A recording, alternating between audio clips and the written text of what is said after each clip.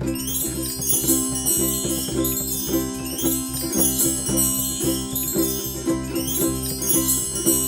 could hear the chords resound as he busked all over town, and the rhythm of the song as he strummed up and down. As he wandered into Market Street, his uke strapped to his chest. His name was Bertie, and he played the fastest uke in the southwest. Now Bertie loved a widow, a lady known as Kate. She lived all alone in Strummers Street at number 88. They said she was too good for him. She was haughty, proud and chic. But Bertie plucked a G-string there 3 times every week. They called him Bertie. And he played the fastest uke in the southwest.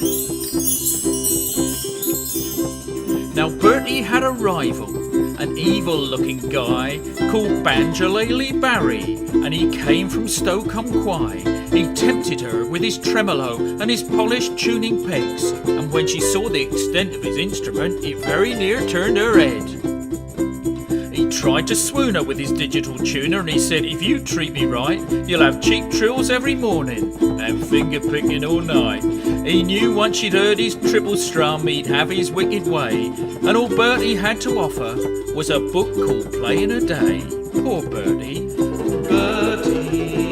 And he played the fastest uke in the southwest.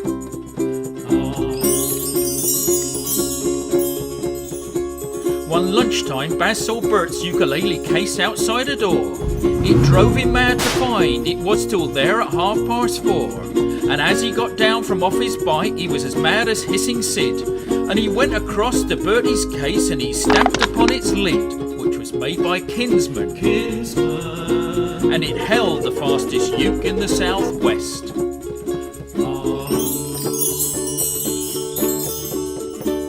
Now Bertie rushed out into the street, his uke in his right hand. He said, "If you want to marry Katie, you'll fight for her like a man."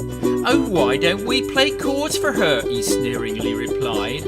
"And just to make it interesting, we'll have a shilling on the side." Now Bertie dragged him from his bike, saying, "Let's fight this to the finish." They stood there with their chord books cocked, and Baz played a C diminished. But Bertie was too quick, things didn't go the way Baz planned, and an F-sharp minor sent his chord book spinning from his hand. Now Katie ran between them and tried to keep them apart, and Bertie pushed her aside and an arpeggio caught him underneath the heart. Now Baz could sense the victory, so he played a G sus4. Then a sneaky B minor 7th sent Bertie tumbling to the floor. Poor Bertie. And he played the fastest uke in the southwest. Bertie was only 52. He didn't want to die. And now he's gone to play with that ukulele orchestra in the sky, where he entertains the angels and banjolales they are banned. And a uke player's life is full of fun in that celestial wonderland. But a woman's needs are manifold, so Barry married Kate.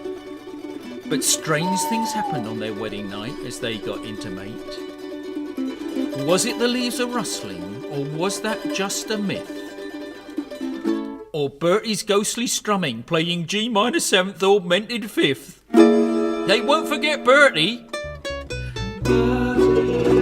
And he played the fastest uke in the southwest.